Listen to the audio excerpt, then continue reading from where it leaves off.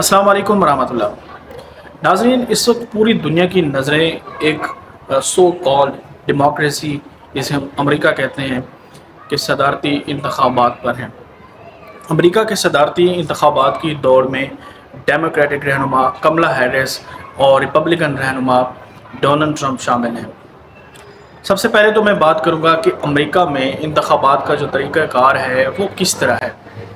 امریکہ میں جو انتخابات کا طریقہ کار ہے وہ باقی دنیا کے ممالک سے ہٹ کر ہے اور انوکھا ہے، کیونکہ امریکہ کی جو عوام ہے وہ براہ راست اپنے صدر کا انتخاب نہیں کرتے، بلکہ الیکٹورل کالج سسٹم کے تھرو وہ اپنے صدر کا انتخاب کرتے ہیں۔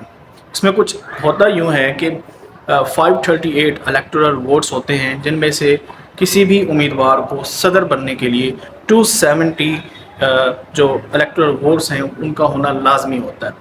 اگر پاپولر ووٹ، جس طرح ہم کاؤنٹنگ پاکستان میں ہوتی ہے، پاپولر کاؤنٹنگ ہوتی ہے، پاپولر ووٹنگ ہوتی ہے، تو اس کو دیکھیں تو اس میں جو پچھلے جو الیکشنز ہوئے امریکہ کے اندر، تو اس میں یہ تھا کہ جن کے پاپولر ووٹس زیادہ تھے اور الیکٹورل ووٹس کم تھے تو وہ صدر نہیں بن پایا، اور جس کے الیکٹورل ووٹس زیادہ تھے وہ جو ہے امریکہ کا صدر بن گیا۔ اور اس میں یہی دیکھا جاتا ہے جو الیکٹورل ووٹس ہیں وہی صدر بننے کے لیے ہی کافی ہوتے ہیں، کیونکہ جس کے وہ زیادہ ہو گئے تو وہ آئندہ جو ہے وہ صدر بن جاتا ہے۔ اب امریکہ میں انتخابات کی بنیاد پر ریاستوں کو تقسیم کیا گیا ہے۔ امریکہ میں ٹوٹل 50 کے قریب ریاستیں ہیں، اور ان ریاستوں کو بلیو اور ریڈ اسٹیٹس میں تقسیم کیا گیا۔ اب جو بلیو اسٹیٹس ہیں وہ ریاستیں ہیں جو کملا ہیرس کو سپورٹ کر رہی ہیں، اور جو ریڈ ریاستیں ہیں وہ ریاستیں ہیں جو ٹرمپ کو سپورٹ کر رہی ہیں، ریپبلکنس کو سپورٹ کر رہی ہیں۔ تو ان کے علاوہ کچھ ریاستیں ہیں، جس طرح ہم کہہ لیں کہ نیو یارک ہے۔ نیو یارک جو ہے وہ ڈیموکریٹک کو سپورٹ کرتا ہے اور اس میں ان کی برتری ہے۔ اس کے علاوہ ٹیکساس کی بات کریں، ایک امریکی ریاست ہے جو کہ ٹرمپ کی وہاں پہ برتری ہے۔ اس کے علاوہ جو ہے امریکہ میں انتخابات کی بنیاد پر امریکہ کی جو 50 کے قریب ریاستیں ہیں ان کو ریڈ اور بلیو اسٹیٹس میں تقسیم کیا گیا ہے۔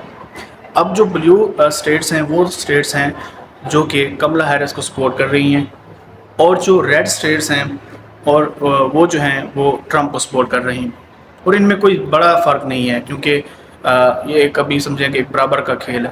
لیکن اب جو مین چیز ان چیزوں کو ڈفرینٹ بناتی ہے، ان دونوں کو ڈفرینٹ بناتی ہے، ان دونوں کینڈیڈیٹس کو، وہ آ جاتی ہے دوسری ریاستیں۔ اب جو ہے ایک سوئنگ اسٹیٹس ہوتی ہیں جو کہ ان کو ڈفرینٹ بناتی ہیں۔ اب اس کی بنیاد پہ ہی آگے فیصلہ ہوگا کہ وہ سوئنگ اسٹیٹس کس طرف جا رہی ہیں، کس کینڈیڈیٹ کے حق میں ہیں، تو وہ پھر آگے جو ہے صدر منتخب ہوتا ہے۔ اب سوئنگ اسٹیٹس کی بات کریں، اب جیسے مشیگن ہو گیا، اس کے علاوہ نواڈا، یہ چھوٹی چھوٹی جو ریاستیں ہوتی ہیں، پھر ان کو ہی دیکھا جاتا ہے، کیونکہ وہاں پہ تو نیو یارک ٹیکساس میں تو ان کی برتری ہو گئی آپس میں، مطلب ایک کاؤنٹنگ جو نمبرنگ ہے وہ سیم ہی جا رہی ہوتی ہے۔ اب سارا کا سارا جو معاملہ ہے ان سوئنگ اسٹیٹس پر اٹکا ہوا ہے، کیونکہ انہی میں سے ہی ان کے جو سوئنگ اسٹیٹس کے جو الیکٹورل ووٹس ہوں گے وہی آگے جا کے ہی فیصلہ کریں گے کہ امریکہ کو کون صدر بنے گا، کون سا جو امیدوار ہوگا اس کو جتنے زیادہ الیکٹورل ووٹس پڑیں گے وہ امریکہ کا صدر بن جائے گا۔ امریکہ کے اندر جو یہ انتخابات ہوتے ہیں، یہ انتخابات ہر 4 سال بعد نومبر کے پہلے ہفتے میں ہوتے ہیں۔